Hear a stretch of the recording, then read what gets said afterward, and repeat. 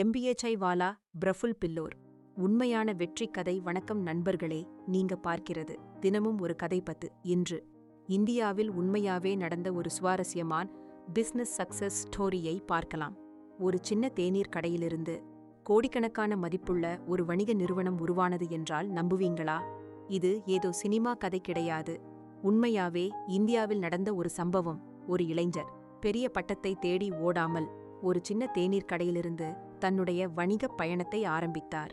அவர்தான் பிரஃபுல் பில்லோர்.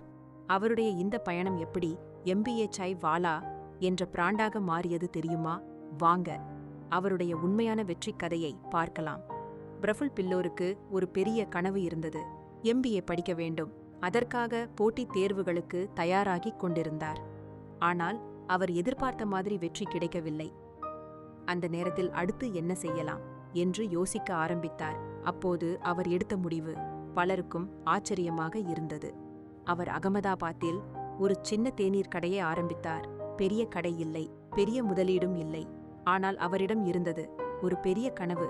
தேநீர் விற்பனை செய்வது மட்டும் அவருடைய நோக்கமாக இல்லை. வாடிக்கையாளர்களிடம் அன்பாக பேசினார். அவர்களுடைய தேவைகளை புரிந்து கொண்டார். அவர்களுக்கு ஒரு நல்ல அனுபவத்தை கொடுக்க முயற்சி செய்தார். மெல்ல மெல்ல அந்த சின்ன தேநீர் கடை மக்களிடம் பிரபலமாக ஆரம்பித்தது. அதற்கு பிறகு அவர் தன்னுடைய வணிகத்தை ஒரு பிராண்டாக வளர்க்க ஆரம்பித்தார். அதுதான் இன்று எம்பிஏ சாய்வாலா. ஒரு சின்ன தேநீர் கடையில் ஆரம்பித்த பயணம் பல இடங்களில் செயல்படும் ஒரு வணிக பிராண்டாக வளர்ந்தது. ஆனால் பிரஃபுல் பில்லோரின் வாழ்க்கையிலிருந்து நமக்கு கிடைக்கும் மிகப்பெரிய பாடம் என்ன தெரியுமா? நம்முடைய முதல் முயற்சி தோல்வியடைந்தால் நம்முடைய வாழ்க்கையே தோல்வி என்று அர்த்தம் இல்லை. சில நேரங்களில் நாம் நினைத்த பாதை வேலை செய்யாமல் போகலாம். அப்போதுதான் நமக்கான இன்னொரு பாதையை தேட வேண்டியிருக்கும். அதனால் பெரியதாக ஆரம்பிக்க வேண்டும் என்று காத்திருக்காதீங்க. சின்னதாக ஆரம்பிங்க. பெரிய கனவு காணுங்க. ஆனா செயல்பட ஆரம்பிப்பதை மட்டும் தள்ளி போடாதீங்க.